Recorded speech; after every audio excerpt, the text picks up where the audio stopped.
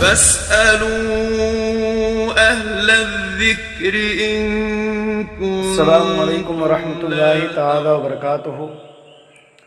میرے پیارے دینی اسلامی بھائیوں، آج رمضان المبارک کی 26 تاریخ ہے، اور یہ دن گزر کر جو رات آنے والی ہے وہ بہت ہی بابرکت، رحمت، فضیلت اور عظمت والی رات ہے۔ یوں تو رمضان شریف کی ساری راتیں ہی بابرکت ہیں، اور ہر رات رحمت الہی برستی ہے، مگر اس ماہ مقدس کے آخری عشرے کی طاق راتوں میں پوشیدہ شب قدر کی تو کیا ہی بات ہے۔ یہ رات انتہائی برکت والی رات ہے۔ اس مبارک رات کو شب قدر اس لیے کہتے ہیں کہ اس میں سال بھر کے احکام نافذ کیے جاتے ہیں، اور فرشتوں کو سال بھر کے کاموں اور خدمات پر مامور کیا جاتا ہے۔ اس رات کے بے شمار فضائل و برکات ہیں۔ چنانچہ حضرت سیدنا ابو ہریرہ رضی اللہ تعالیٰ عنہ روایت کرتے ہیں کہ حضور نبی رحمت نے ارشاد فرمایا، من قام لیلۃ القدر ایمانا و احتسابا غفر له ما تقدم من ذنبہ، یعنی جو شب قدر میں ایمان و اخلاص کے ساتھ رات کو عبادت کرے اس کے سابقہ گناہ بخش دیے جاتے ہیں۔ ہمارے پیارے نبی صلی اللہ تعالی علیہ وآلہ وسلم شب قدر میں نماز ادا فرماتے، قرآن کریم کی تلاوت، دعا اور ذکر و اذکار بھی فرماتے۔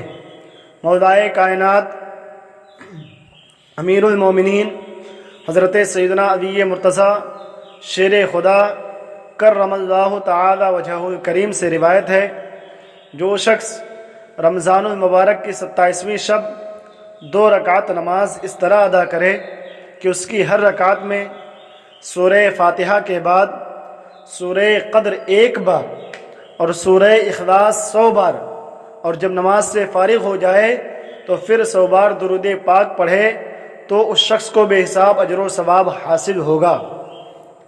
حضرت سیدنا علامہ اسماعیل حقی نقل فرماتے ہیں، جو شب قدر میں خلوص نیت سے نوافل پڑھے گا اس کے اگلے پچھلے گناہ معاف ہو جائیں گے۔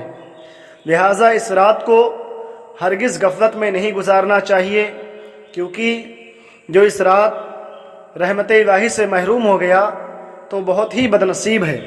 چنانچہ ہمارے پیارے آقا نے ارشاد فرمایا، تمہارے پاس ایک مہینہ آیا ہے جس میں ایک رات ایسی بھی ہے جو 1000 مہینوں سے افضل ہے۔ جو شخص اس رات سے محروم رہ گیا گویا تمام بھلائی سے محروم رہ گیا، اور اس کی بھلائی سے محروم نہیں رہتا مگر وہ شخص جو حقیقتاً محروم ہے۔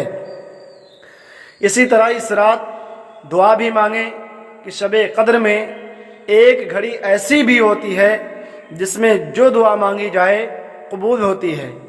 اس رات ایسی دعائیں مانگنی چاہیے کہ جو دونوں جہاں میں فائدہ مند ہو، مثلاً اپنے گناہوں کی معافی اور رضائے الہی کے حصول کی دعائیں مانگنی چاہیے۔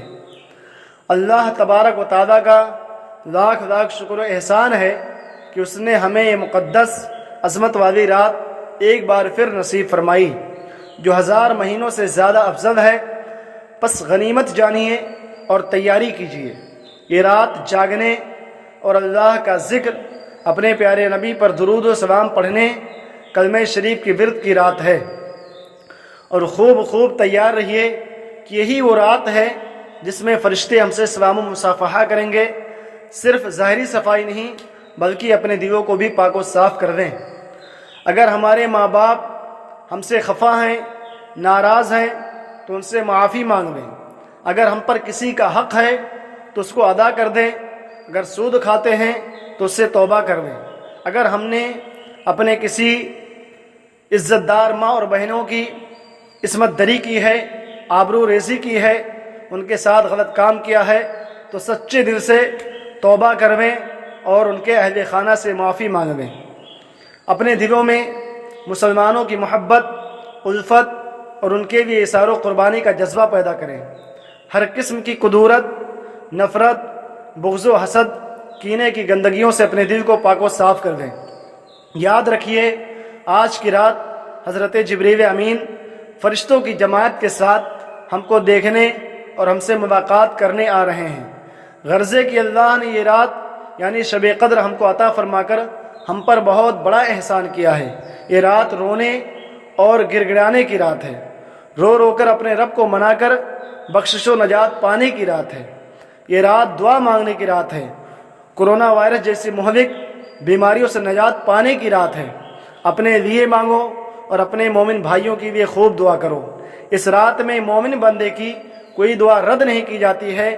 در کریم سے بندے کو کیا نہیں ملتا، در کریم سے بندے کو کیا نہیں ملتا، جو مانگنے کا طریقہ ہے اس طرح مانگو۔ ہم تو مائل با کرم ہیں، کوئی صاحب ہی نہیں، راہ دکھلائیں کسے، رہ روے منزل ہی نہیں۔